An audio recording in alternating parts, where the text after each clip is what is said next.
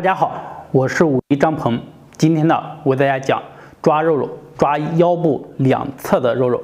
有一些人呢，肚子可能没有那么多的赘肉，腰也比较好，但是就在两侧松垮垮的，而且呢，轻轻的一捏都特别的痛。我们通过抓两次，通过抓两侧的这个位置呢，可以帮助我们疏通气血，同时呢，帮助你的皮肤松垮的，给它慢慢的去拉紧。好，下面呢，我先为大家示范一下。如果说你湿气比较重，两侧赘肉比较多的，或者是想瘦肚子的，一定要好好的练习这个动作。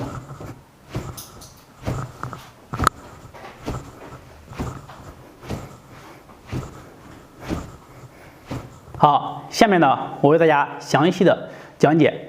首先呢，我们在这里呢用到一个手势，也就是一个手法。首先呢，我先给大家讲解抓的这个手法，也就是说，我们的手呢呈这个姿势，而不是这样。好，大概就是这样，这样像拿捏，就相当于我们拿捏一个东西而已。好，拿捏好了以后呢，稍微用力给它卡住，卡住以后往外带。如果说你把手弯着这样去抓，那你不但带不出来，有可能还会把皮肤给它抓烂，对吧？这样的话就变成挖了，然后这种抓称为拿捏的抓。好，是这种手势啊。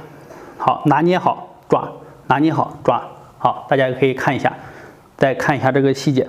好，拿捏好，然后向外，好，抓出去，抓出去。这样的话非常舒服，它也没有那么痛。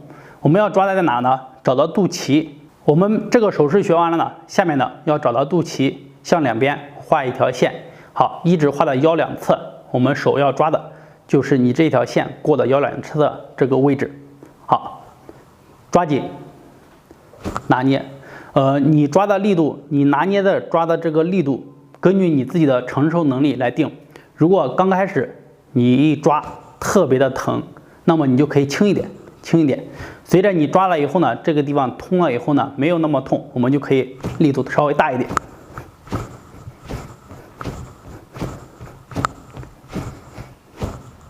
好，这个呢非常简单，你每天呢左右各抓49次就可以，可以一起抓。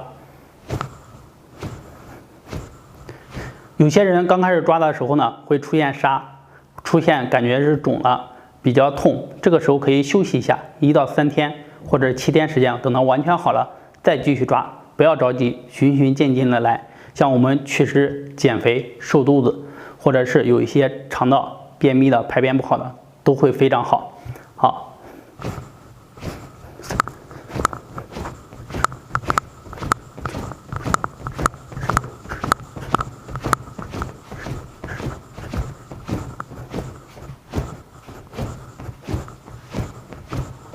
好，每天呢坚持抓个49次，效果呢很快就能看得到。今天呢就讲到这里。如果说你对养生运动还有什么疑问，可以在下方评论留言和我进行交流。谢谢。